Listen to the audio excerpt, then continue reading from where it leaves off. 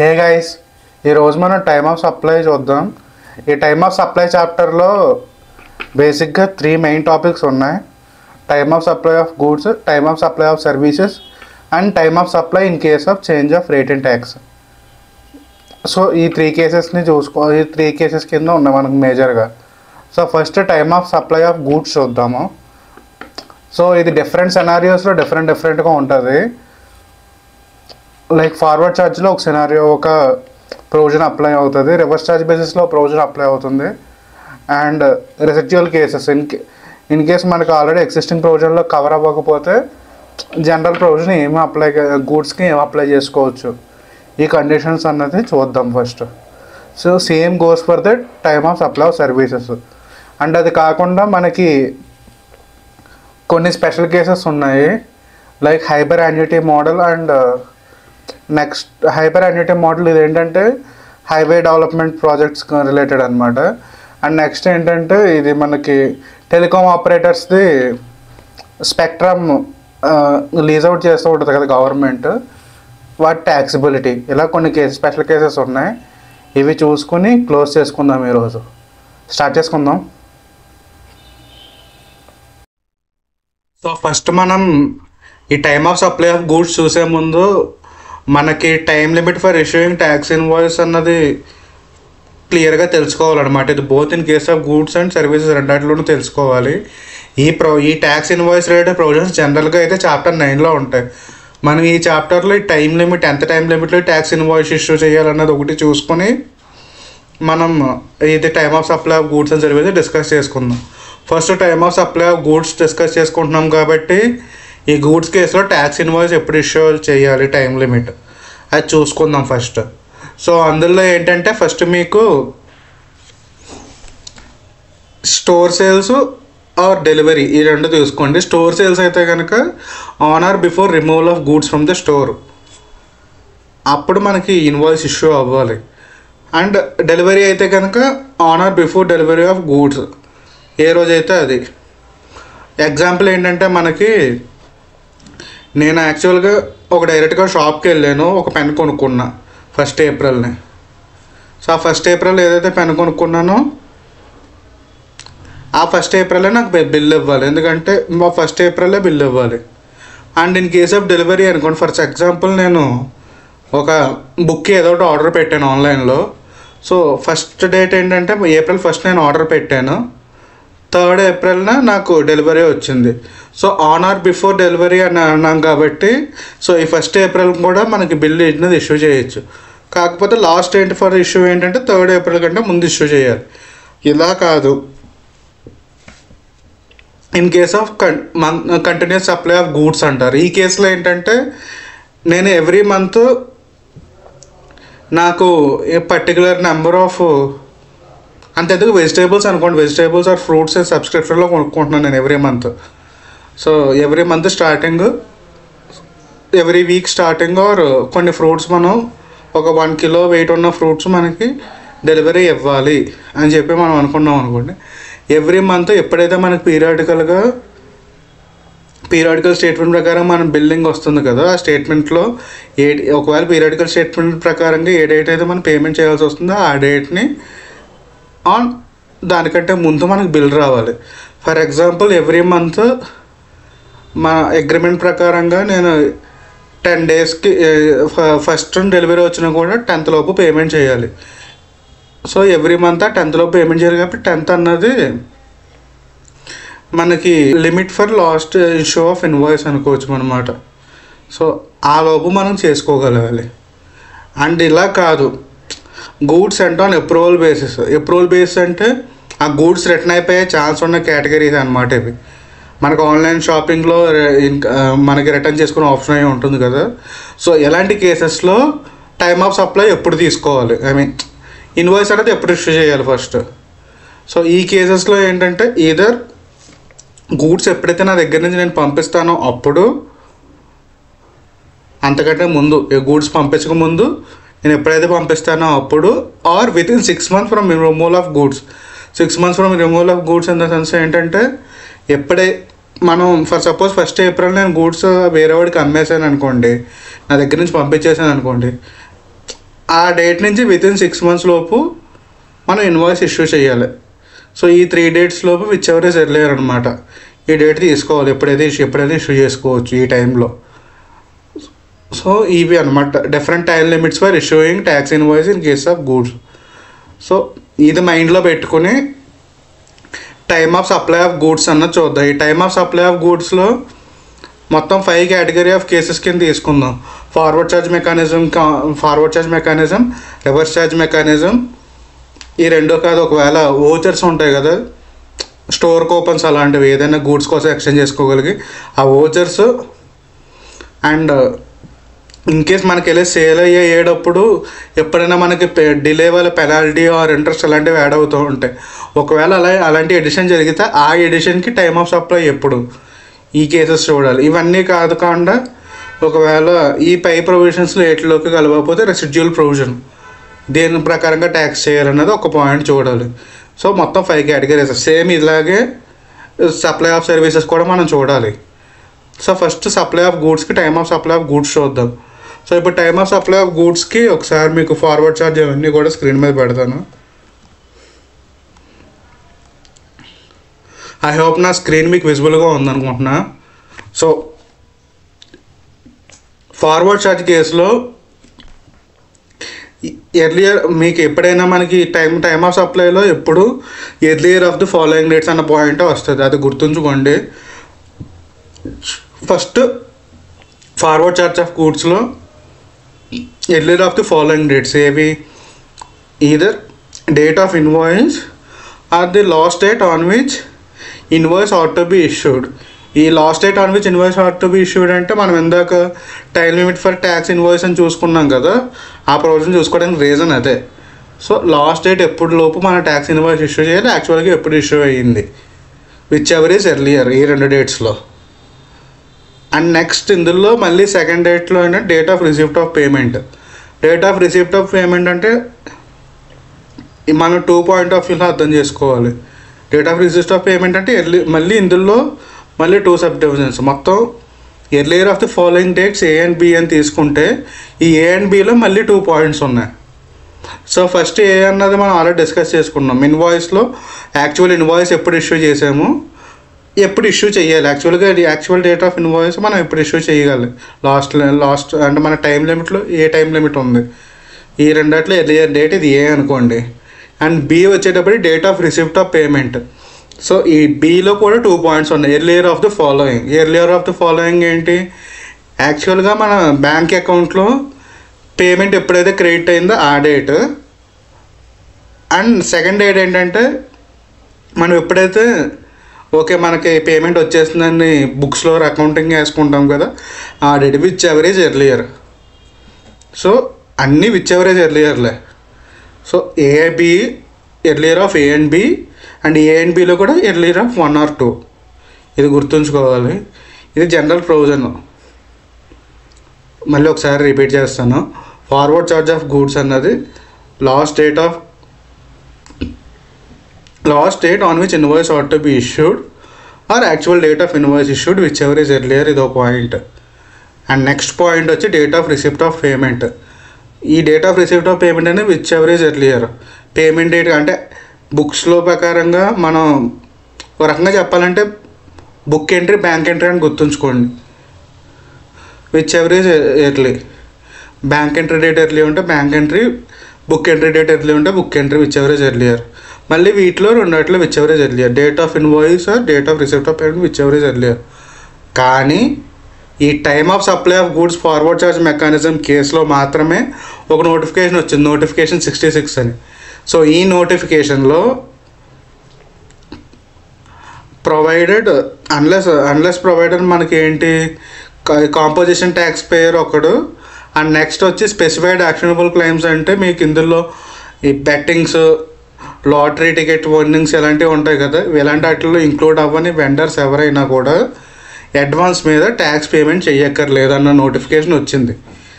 ఇది మనకి ఎఫెక్టివ్గా మనకి ఈ ప్రొవిజన్ మొత్తం time of supply of forward charge of goods provision ఏం చేస్తుందంటే ఏదైతే ఇన్వాయిస్ డేట్ అంటే ఫస్ట్ ఏ పాయింట్ డిస్కస్ చేసామో ఆ ఏలో ఏదైతే ఎర్లియర్ డేట్ ఉందో ఆ డేట్ అన్నది ఫైనల్ డేట్ అవుతుంది. దీనికి ఒక ఎగ్జాంపుల్ చెప్తే దాన్ని బట్టి మీరు కొంచెం క్లియర్గా అర్థం చేసుకుంటారు. సో ఫస్ట్ నేను నోటిఫికేషన్ 66 ప్రకారంగానే నేను ఎలిజిబుల్ ఉన్నా. సో ఇప్పుడు డేట్ ఆఫ్ పేమెంట్ ఎలా వస్తుందో చూద్దాం. నేను 1 ఏప్రిల్ని ఒక ఛార్జర్ ఆర్డర్ పెట్టాను ఆన్లైన్లో. సో అది నాకు యాక్చువల్ డెలివరీ వచ్చి 3rd ఏప్రిల్ వచ్చింది. ఇన్వాయిస్ వచ్చి 1 ఏప్రిల్ని ఇష్యూ అయ్యింది. So invoice issue date last date for issue of delivery ఏంటి ఇక్కడ 3rd April. So which ever is earlier date అంటే ఏ డేట్ అవ్వాలి 1 ఏప్రిల్. అండ్ నేను పేమెంట్ వచ్చి ఆన్లైన్లో యూపీఐ చేసాను. సో 1 ఏప్రిల్ నా పేమెంట్ అయిపోయింది నా ప్రకారంగా. అండ్ వాళ్ళు పేమెంట్ బుకింగ్ ఎంట్రీ కూడా వాళ్ళు పేమెంట్ బుకింగ్ ఎంట్రీ వచ్చి 2nd ఏప్రిల్ చేసుకున్నారు. అండ్ బుక్స్లో ఎంట్రీ వచ్చి బుక్ ఎంట్రీ 2nd ఏప్రిల్ పడింది, బ్యాంక్ ఎంట్రీ 1 ఏప్రిల్ పడింది. ఎవరైతే వెండర్ నాకు అమ్మాడో ఛార్జర్ వాడికి. సో పేమెంట్ డేట్లో విచ్ ఎవర్ ఈజ్ ఎర్లియర్ అంటే ఏమవుతుంది 1 ఏప్రిల్ బుక్ అవుతుంది మనకి date of receipt of payment అన్నది. అండ్ డేట్ ఆఫ్ ఇన్వాయిస్ ప్రకారంగా ఏమవ్వాలి 1 ఏప్రిల్ అనేది డేట్ ఆఫ్ ఇన్వాయిస్ అవ్వాలి. సో ఇన్ని డేట్స్ ఉన్నాయి కదా, ఈ డేట్స్లో నేను నోటిఫికేషన్ 66కి ఎలిజిబుల్ అయ్యాను కాబట్టి నాకు date of payment date of receipt of payment అన్న పాయింట్ నేను పట్టించుకోక్కర్లేదు. సో ఓన్లీ ఎప్పుడు 1 ఏప్రిల్ 3rd ఏప్రిల్లో చూసుకుంటే సరిపోద్ది. ఎర్లియర్ ఆఫ్ ది ఫాలోయింగ్ కాబట్టి 1 ఏప్రిల్లో మనకు ఫైనల్ డేట్ ఆఫ్ ఇన్వాయిస్ అవుతుంది. సో ఈ ప్రొవిజన్ సింపుల్గా చెప్పాలంటే time of supply of goods under forward charge mechanism exception cases తీసేస్తే కనుక ఇది last date of invoice or actual date of invoice which ever is earlier. ఈ పాయింట్ అన్నది ఫైనల్గా ఆ పాయింట్ నుంచి వచ్చేది. అండ్ ఇది ఓన్లీ సప్లై ఆఫ్ గూడ్స్కి మాత్రం అప్లై అవుతుంది, సప్లై ఆఫ్ సర్వీసెస్కి అప్లై అవ్వదు. అది క్లియర్గా గుర్తుంచుకోవాలి. నెక్స్ట్ వచ్చి మనం రివర్స్ ఛార్జ్ మెకానిజం చూద్దాం.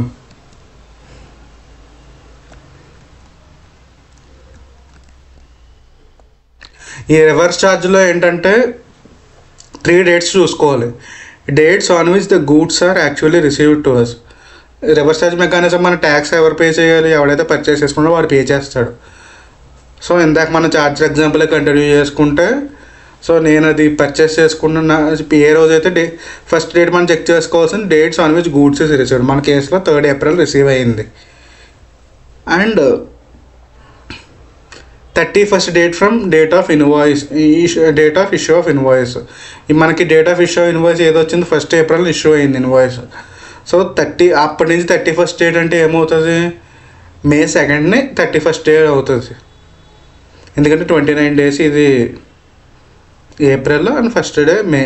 So 2nd May 31st day అవుతుంది. ఈ డేట్స్ మనకి ఏ రోజైతే గూడ్స్ వచ్చినాయో ఆ రోజు మనకి ఎప్పుడైతే ఈ గూడ్స్కి పేమెంట్ చేసామో ఆ పేమెంట్ డేట్ ఇది.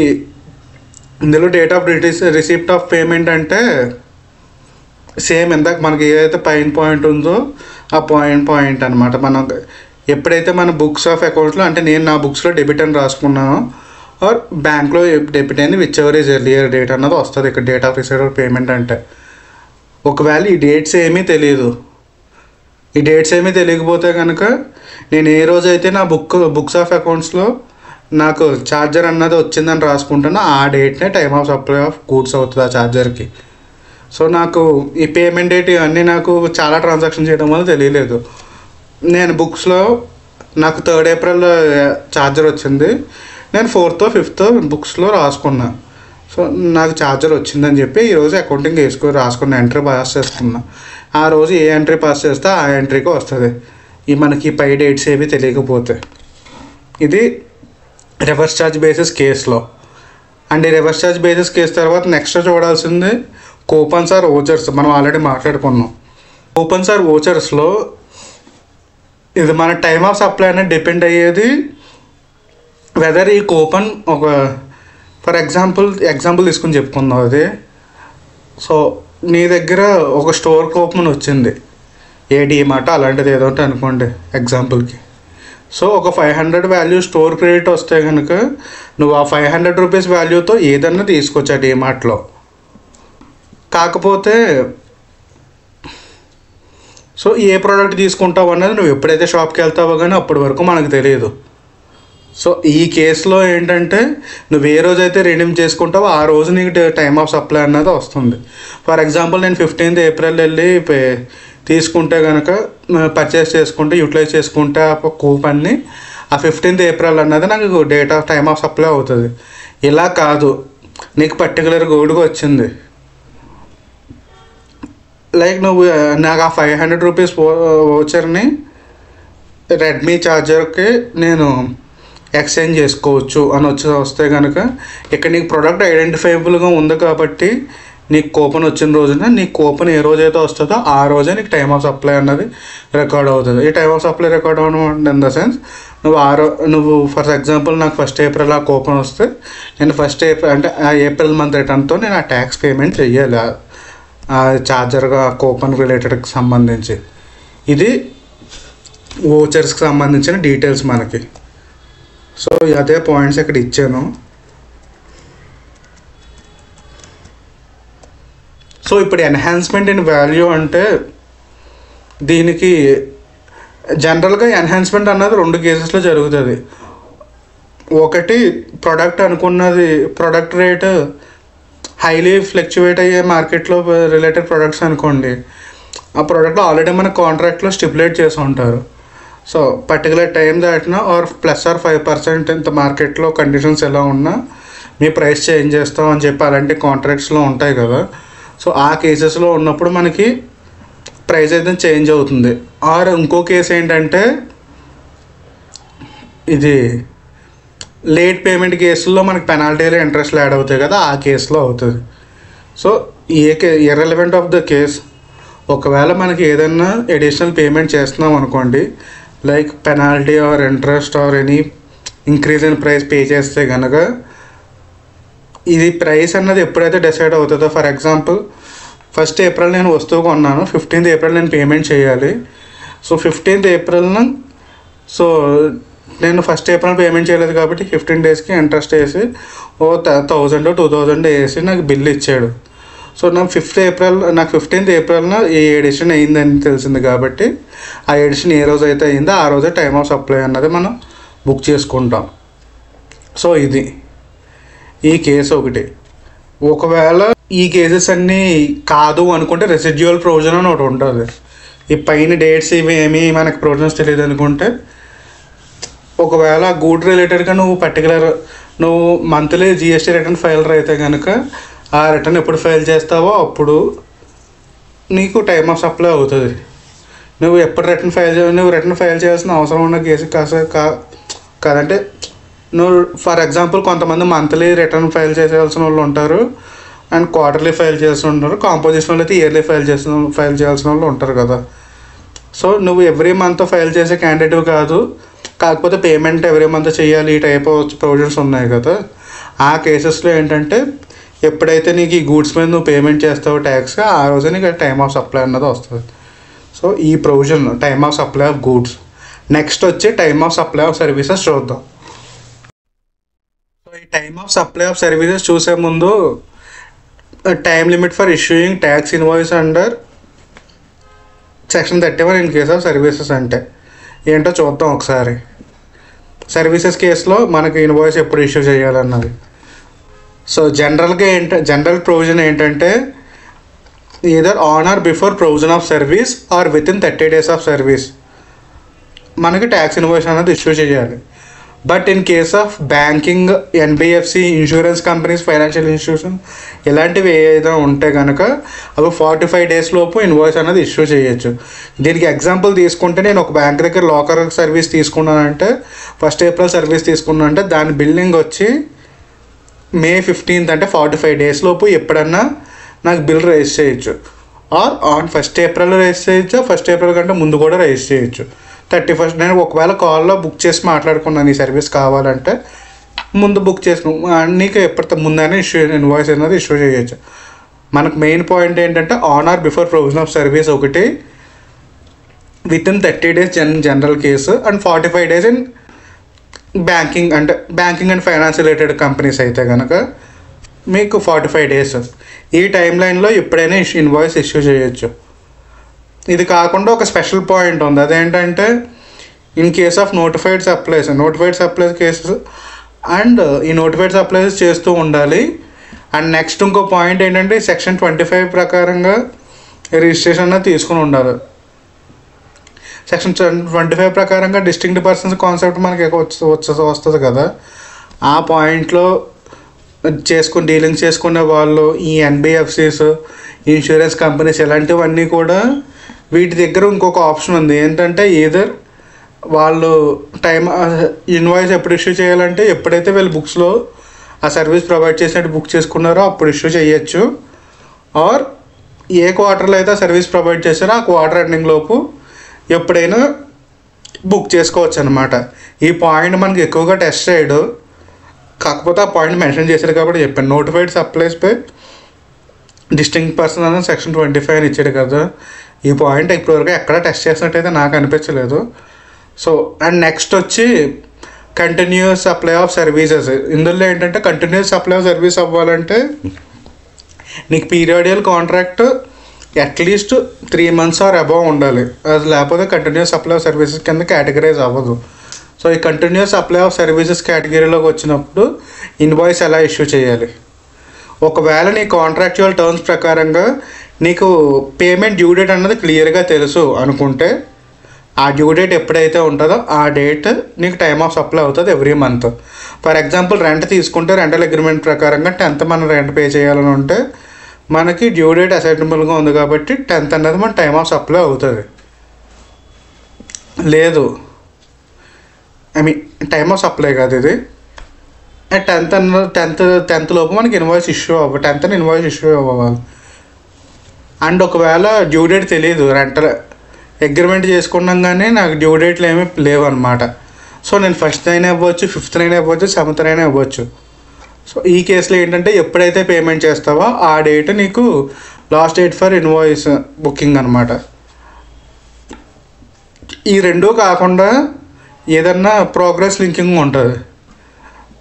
లైక్ మీకు ఏదైనా ప్రాజెక్ట్లో వర్క్ చేస్తూ ఉంటే మీకు 15% కంప్లీషన్కి ఎంత ఫండ్స్ రిలీజ్ అవుతాయని, 25% కమిషన్కి ఎంత కంప్లీషన్కి ఇంత ఫండ్స్ రిలీజ్ అవుతాయని అలా కనుక పెడితే కనుక ఆ మైల్ స్టోన్ ఎప్పుడైతే కంప్లీట్ అవుతుందో ఆ మైల్ స్టోన్ కంప్లీట్ అవ్వగానే మనకి ఆ ఇన్వాయిస్ అనేది ఇష్యూ అవ్వాలి. ఇది కంటిన్యూస్ సప్లై ఆఫ్ సర్వీసెస్ కేసులో ఉన్న పాయింట్. సో ఇది టైం లిమిట్. అండ్ నెక్స్ట్ వచ్చి ఇప్పుడు time of supply of services అన్నది చూసుకుందాం. టైమ్ ఆఫ్ సప్లై ఆఫ్ సర్వీసెస్లో కూడా ఇందాక మనం అక్కడ గూడ్స్లో ఎలా డిస్కస్ చేసుకున్నామో అలా డిఫరెంట్ సినారియోస్ ఉన్నాయి. ఫస్ట్ వచ్చి forward charge, reverse charge and special cases కూడా ఉన్నాయి. కాబట్టి ఇందులో ఫార్వర్డ్ ఛార్జ్ కింద ఒక క్లారిఫికేషన్ నోటిఫికేషన్ ఇచ్చారు, అండ్ స్పెషల్ ఛార్జ్ కింద రివర్స్ ఛార్జ్ కింద కూడా క్లారిఫికేషన్ నోటిఫికేషన్ ఉంది. అవి కూడా డిస్కస్ చేసుకుని వీటితో పాటు ఇందులో సర్వీసెస్లో యాడ్ అయ్యే పాయింట్ ఏంటంటే ఒకటి మీకు ఇంపోర్ట్ ఆఫ్ సర్వీసెస్లో టైమ్ ఆఫ్ సప్లై ఎప్పుడు వస్తుంది అనేది కన్ఫర్మ్ చేసుకోవడం కూడా పాయింట్ యాడ్ అవుతుంది. ఇది మనం ఇప్పుడు డిస్కస్ చేసుకోవాల్సింది. So time of supply of service under forward charge చూద్దాం. సో ఈ time of supply of services goods నుంచి కొంచెం డిఫరెంట్గా ఉంటుంది. సో ఫస్ట్ నీకు ఇందులో ఫస్ట్ చెక్ చేయాల్సిన condition invoice within due డేట్లో ఇష్యూ అయిందా లేదా. విత్ ఇన్ డ్యూ డేట్ అంటే ఎప్పుడు మనం ఇందాక పైన ప్రొవిజన్స్ ప్రకారంగా ఏ డేట్ లాస్ట్ డేట్ లోపు ఇష్యూ చేసుకోవచ్చారో చూసుకున్నాం కదా, అది అనమాట. సో ఆ డేట్ ప్రకారంగా ఇష్యూ అయిందా లేదా విత్ ఇన్ డ్యూ డేట్లో.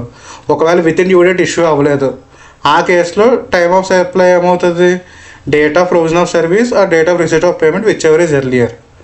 కాదు, విత్ ఇన్ డ్యూ డేట్ లోపే ఇన్వాయిస్ అన్నది ఇష్యూ అయ్యింది.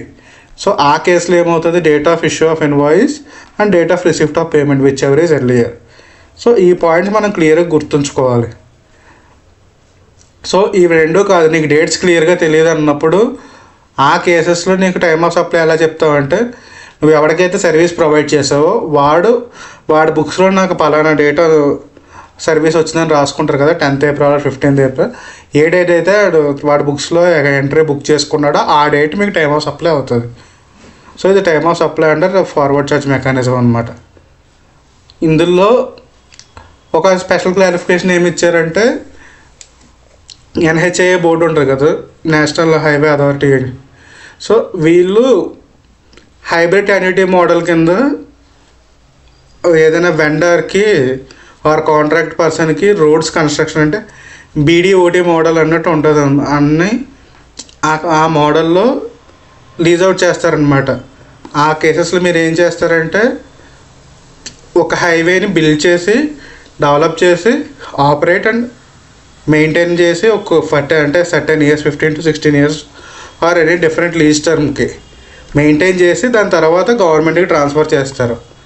సో ఇందులో build, develop, repair, maintenance and నీకు అక్కడ రెగ్యులర్గా నువ్వు టోల్ కలెక్ట్ చేసేది ఇవన్నీ సెపరేట్ కాంపోనెంట్స్ కింద తీసుకోరు. ఇదంతా వన్ సింగిల్ కాంపోనెంట్. ఈ హైబ్రిడ్ యాన్యుటీ మోడల్ కింద అంతా ఒకటే సింగిల్ కాంట్రాక్ట్ కింద తీసుకుంటారు. ఈ ఒకటే సింగిల్ కాంట్రాక్ట్కి పేమెంట్స్ అన్నవి మీకు over the period of time schedule అయ్యి ఉంటాయి అన్నమాట. 2 years తర్వాత ఎంత పేమెంట్ రిలీజ్ అవ్వాలని, 4 years తర్వాత ఎంత పేమెంట్ రిలీజ్ అవ్వాలని. సో ఇలా డిఫరెంట్ ఇయర్స్ స్పాన్లోకి పేమెంట్ అన్నది బ్రేకప్ అయి ఉంది కాబట్టి దీన్ని కంటిన్యూస్ సప్లై ఆఫ్ సర్వీసెస్ కింద ట్రీట్ చేయాలి. సో ఈ కంటిన్యూస్ సప్లై ఆఫ్ సర్వీసెస్కి ఎప్పుడైతే ఎలా అయితే ఇన్వాయిసింగ్ గురించి మనం ప్రొవిజన్స్ అప్లై చేసుకున్నా ఆ ప్రొవిజన్స్ దీనికి అప్లై అవుతాయి. ఈ నోటిఫికేషన్లో మనకు క్లారిఫికేషన్ ఇచ్చింది అది. ఇన్స్టెడ్ ఆఫ్ ఇది బిల్డింగ్ అండ్ డెవలప్మెంట్ ఒక సపరేట్ కాంపోనెంట్ కింద, repairs and maintenance separate component కింద, అండ్ టోల్ మేనేజ్మెంట్ ఇవన్నీ సపరేట్ కాంపోనెంట్ కింద, ఇవన్నీ కాకుండా ఒకటే కాంట్రాక్ట్ కింద తీసుకుని దాన్ని కంటిన్యూస్ సప్లై ఆఫ్ సర్వీసెస్ కింద కన్సిడర్ చేయాలన్నమాట ఈ హైబ్రిడ్ యాన్యుటీ కేసు ఇస్తే కనుక. అండ్ నెక్స్ట్ వచ్చి రివర్స్ ఛార్జ్ గురించి చూసుకుందాం. సో ఇందాక చెప్పాం కదా ఫార్వర్డ్ ఛార్జ్ అదే.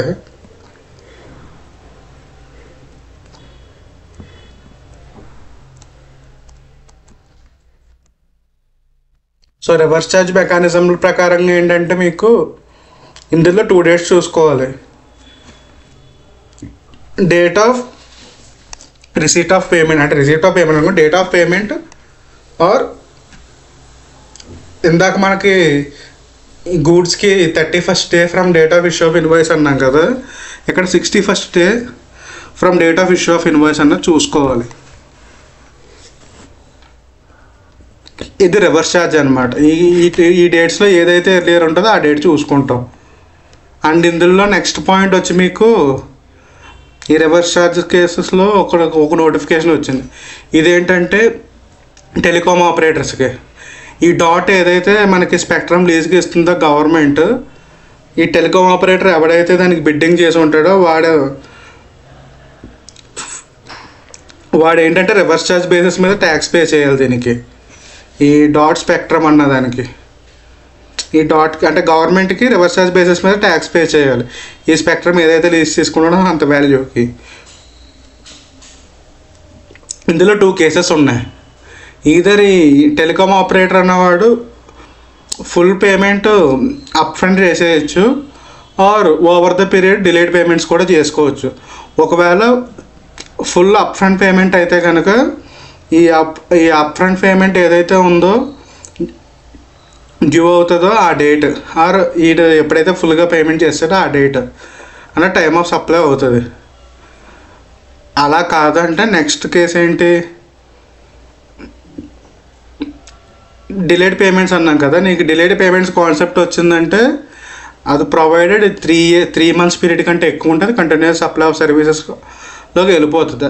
ఆ కేసులోకి వెళ్ళిపోతే ఈ కంటిన్యూస్ సప్లై ఆఫ్ సర్వీస్ ప్రకారంగా చూసుకున్నాం కదా, డ్యూ డేట్, అసెంటబిలిటీ, దాని ప్రకారంగా ఎప్పుడైతే ఇన్వాయిస్ ఇష్యూ చేయాల్సి ఉంటుందో ఆ ప్రొవిజన్ ప్రకారంగా అప్లై అవుతుంది ఈ స్పెక్ట్రమ్ కేసుకి. ఈ క్లారిఫికేషన్ ఒకటి ఇచ్చారు వాళ్ళు. సో ఇది time of supply under reverse charge mechanism. దీని తర్వాత ఏంటంటే ఇంపోర్ట్ ఆఫ్ సర్వీసెస్ అన్నది చూసుకుందాం. సో ఇంపోర్ట్ ఆఫ్ సర్వీసెస్లో మీకు మనకి ఇక్కడ డిస్కస్ చేసుకునేది import of service in case of associated enterprise అనమాట. ఈ అసోసియేటెడ్ ఎంటర్ప్రైజ్ మనకి అక్కడ డీటీలో ట్రాన్స్ఫర్ ప్రైసింగ్లో అసోసియేటెడ్ ఎంటర్ప్రైజెస్కి ఏ డెఫినేషన్ అయితే ఉంటుందో అదే అప్లై అవుతుంది. సో ఆ కేసెస్లో ఎవరైతే అసోసియేటెడ్ ఎంటర్ప్రైజ్ ఉంటారో లైక్ మనకి ఉంది కదా 90% of the dependency or 50% loan contribution, ఇలాంటివి మనకి ఉన్నాయి కదా పాయింట్స్ ట్రాన్స్ఫర్ ప్రైసింగ్లో. అలాంటి అసోసియేటెడ్ ఎంటర్ప్రైజెస్ ఒకవేళ ఇంపోర్ట్ ఆఫ్ సర్వీస్ చేసుకుంటే ఆ కేసులో టైమ్ ఆఫ్ సప్లై ఎలా అవుతుంది అన్నది పాయింట్ అక్కడ. సో ఈ కేసులో ఏంటంటే మనం టైమ్ ఆఫ్ సప్లై వచ్చి earlier of the following. First date ఏంటి? Date of payment. ఎప్పుడైతే వీళ్ళు ఎంటిటీ పేమెంట్ అయితే చేస్తుందో ఆ పేమెంట్ అనమాట, ఆ పేమెంట్ డేట్. ఆర్ ఎవరైతే సర్వీస్ రిసీవ్ చేసుకున్నారో ఆ సర్వీస్ రిసీవ్ చేసుకున్న వాళ్ళు బుక్స్లో ఎంట్రీ రాసుకుంటారు కదా, వాళ్ళు ఏ డేట్ అయితే ఎంట్రీ రాసుకున్నారో ఆ date which ever is earlier. For example ఈ ఫారెన్ ఎంటిటీ ఏదైతే ఉందో ఆ ఎంటిటీకి 1st April పేమెంట్ అయిపోయింది. నాకు సర్వీస్ వచ్చి 5th April వచ్చింది. అంటే నాకు సర్వీస్ నేను బుక్స్లో రాసుకుని 5th April రాసుకున్నా ఇండియాలో ఉన్నవాడిని. సో నాకు విచ్ ఎవర్ ఈజ్ ఎర్లియర్ అంటే 1st April అవుతుంది. అలా కాదు, నాకు 1st April సర్వీస్ వచ్చింది, 5th April పేమెంట్ అయ్యింది. సో 5th April నాకు సర్వీస్ ఆల్రెడీ బుక్స్లో నేను సర్వీస్ వచ్చినట్టు రాసుకున్నాను కాబట్టి 5th April అనేది టైమ్ ఆఫ్ సప్లై అవుతుంది. మనకి ఇందాక ఏదైతే వోచర్స్లో టైమ్ ఆఫ్ సప్లై ఆఫ్ గూడ్స్లో చూసామో సేమ్ ప్రొవిజన్ ఇక్కడ కూడా అప్లై అవుతుంది. ఒకవేళ నువ్వు ఏదైనా ఏ పర్టికులర్ సర్వీస్ అయితే నువ్వు ఏ సర్వీస్ కోసం ఆ వోచర్ ఉపయోగించుకున్నావు నీకు క్లారిటీగా తెలిస్తే ఓకే. ఫర్ ఎగ్జాంపుల్ నీ దగ్గర ఒక 500 రూపీస్ వోచర్ ఉంది, నువ్వు దాంతో నీ ఫోన్కి క్లీనింగ్ చేయించుకోవచ్చు, అంటే ఓఎస్ చేంజ్ చేసుకోవచ్చు, డిఫరెంట్ ఆప్షన్స్ ఉన్నాయి. సో ఏదన్నా కూడా సర్వీస్ చేయించుకుంటే 500 రూపీస్ వరకు వాళ్ళు ఫ్రీగా ఇస్తారు. ఈ కేసులో ఎలాంటి కేసులో నీకు దేనికోసం యూటిలైజ్ చేస్తావో తెలియదు అన్నప్పుడు దానికి ఎప్పుడైతే రిడీమ్ చేసుకుంటావో ఆ డేట్న టైమ్ ఆఫ్ సప్లై అవుతుంది. అలా కాకుండా నార్మల్ కేసెస్లో అయితే ఎప్పుడైతే నీకు ఫర్ సపోజ్ నా దగ్గర సర్వీస్ వారంటీ ఉంది, వారంటీ కార్డు ఉంది నా దగ్గర. ఆ వారంటీ కార్డు ఏంటి? వారంటీ కార్డు అంటే ఇది వారంటీ కార్డు కాదు, వారంటీ ఓచర్లో నువ్వు వారంటీ చేయించుకోవచ్చు, అంటే మొబైల్ సర్వీస్ చేయించుకోవచ్చు.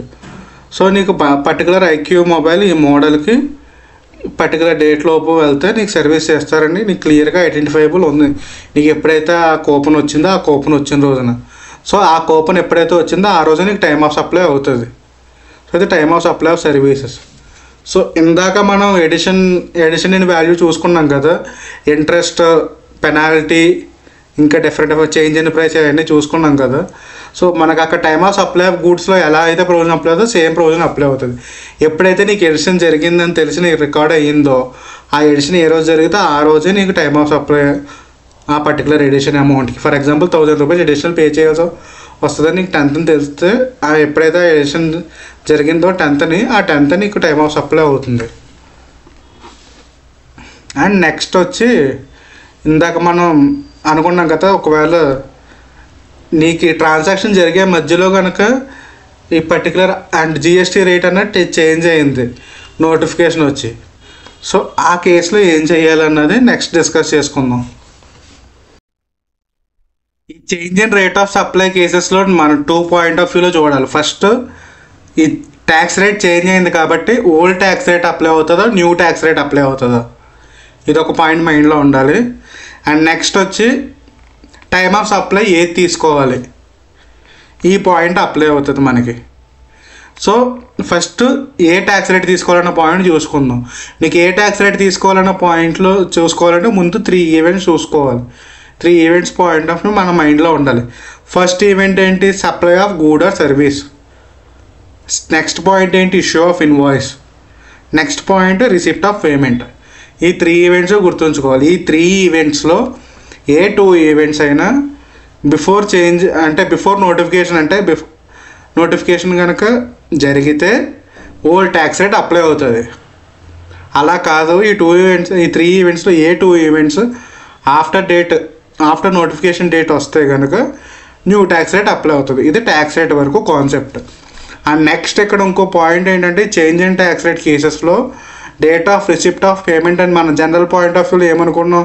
Book entry or bank entry which ever is earlier కదా జనరల్ పాయింట్.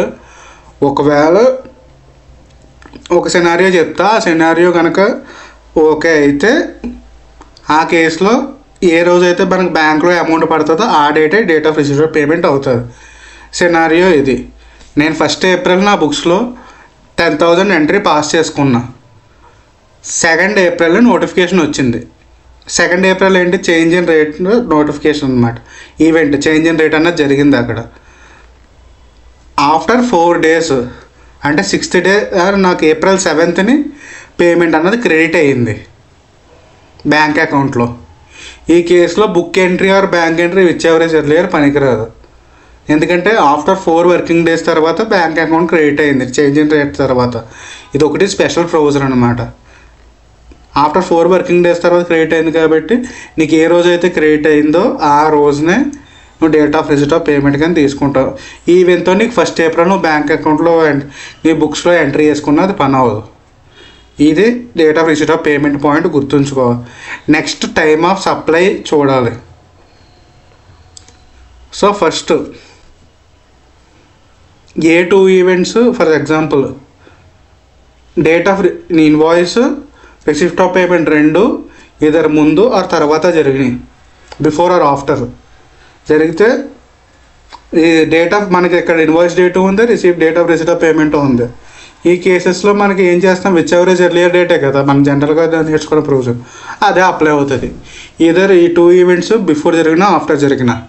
అలా కాదు, నీ దగ్గర మనకి రిసిప్ట్ పేమెంట్ డేట్లో ఆర్ ఇన్వాయిస్ డేట్లో ఏదో ఒక డేట్ అయ్యింది, సప్లై ఆఫ్ సర్వీస్ అన్న ఈవెంట్ జరిగింది. ఫర్ ఎగ్జాంపుల్ నేను సర్వీస్ అప్లై చేశాను, ఇన్వాయిస్ ఇష్యూ చేశాను బిఫోర్ చేంజ్ ఇన్ రేటు.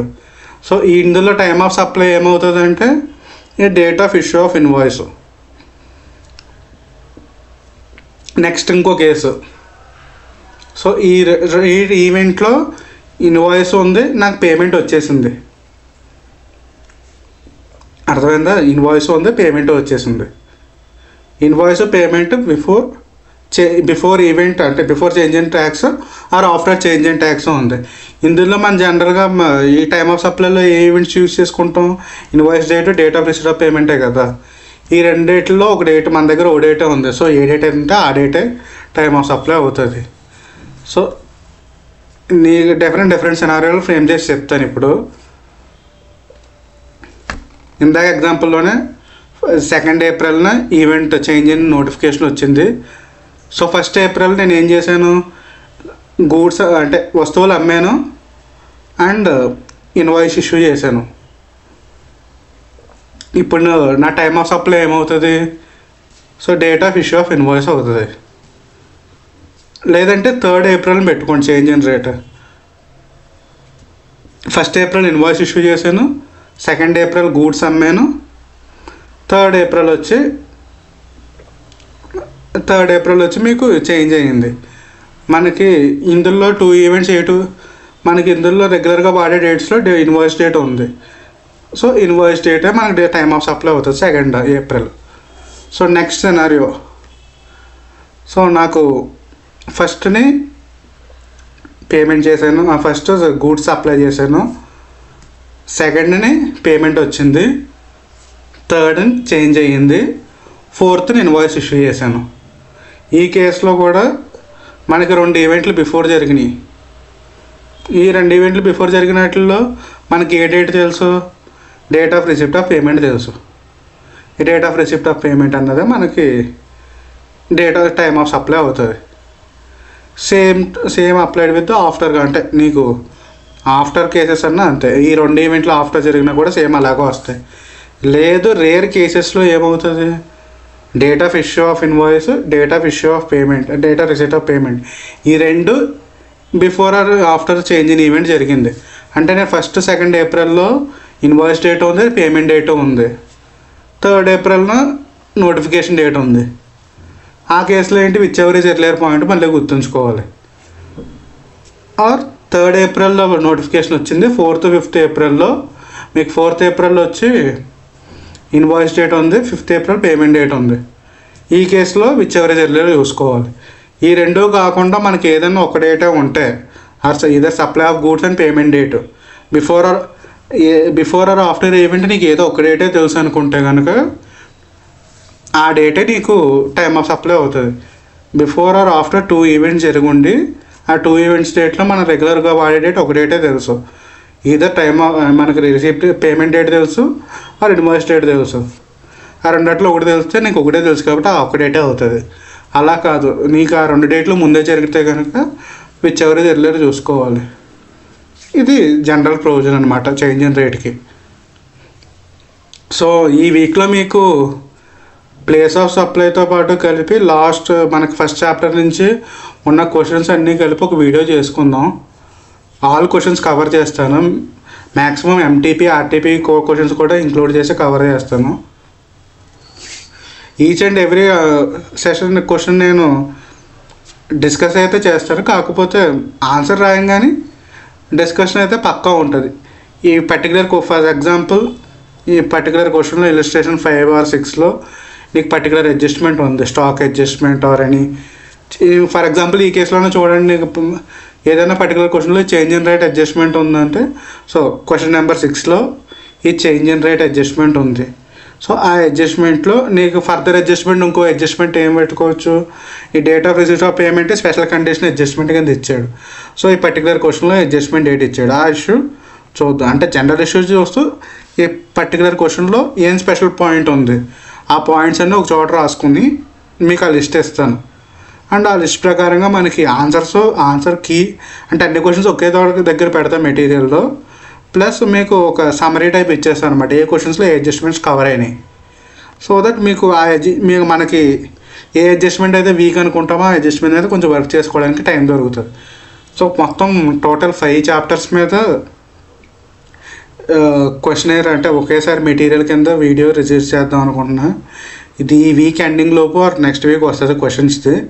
ఇది కాకుండా నార్మల్ వీడియోస్ రెగ్యులర్గా కంటిన్యూ అవుతాయి. బాయ్.